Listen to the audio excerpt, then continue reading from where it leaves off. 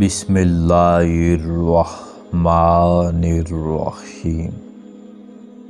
اللہ کے پاک نام سے شروع جو بڑا مہربان نہایت رحم والا ہے۔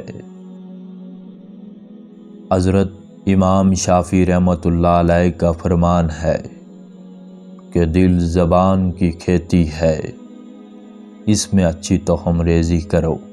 اگر سارے دانے نہ اگ سکیں تو پک کر ضرور اگائیں گے۔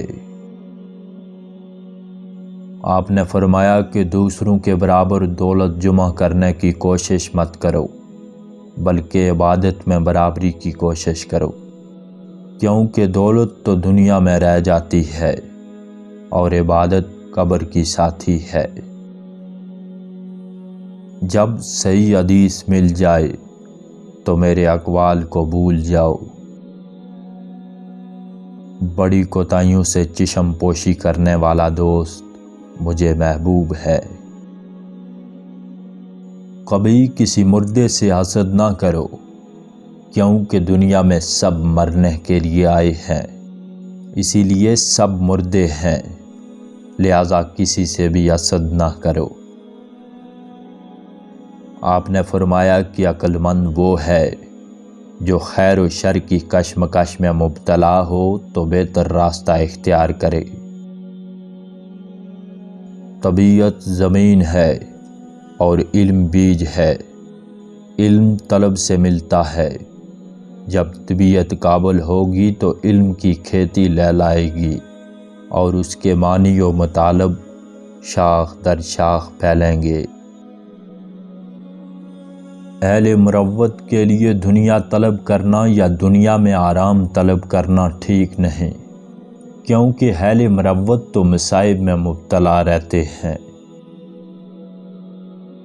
اگر نااہل کو علم سکھاؤ گے تو علم ضائع ہوگا، اور اگر اہل کو علم نہ سکھاؤ گے تو یہ ظلم ہوگا۔ اس میں کوئی بھلائی نہیں جو علم کی محبت نہیں رکھتا۔ کسی بھی کام میں جلد بازی اکثر باعث محرومی بن جاتی ہے۔ زندگی ہمیں اس لیے عطا نہیں کی گئی کہ ہم اسے ان اشغال میں صرف کر دیں جو ہمیں موت کے وقت اسی دنیا میں چھوڑنے پڑیں گے۔ میری خواہش ہے کہ لوگ علم حاصل کر لیں۔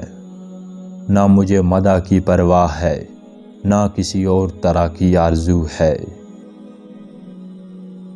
تاریکی میں غور و فکر کرو، کیونکہ چراغ کی روشنی فکر عمیق میں خلل پیدا کرتی ہے۔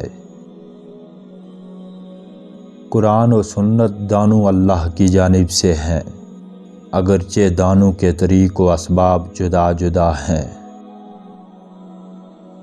کھانے پینے کا بہتر وقت صاحب توفیق لوگوں کے لیے وہ ہے جب انہیں بھوک لگے، اور جنہیں توفیق نہ ہو انہیں جس وقت مل جائے۔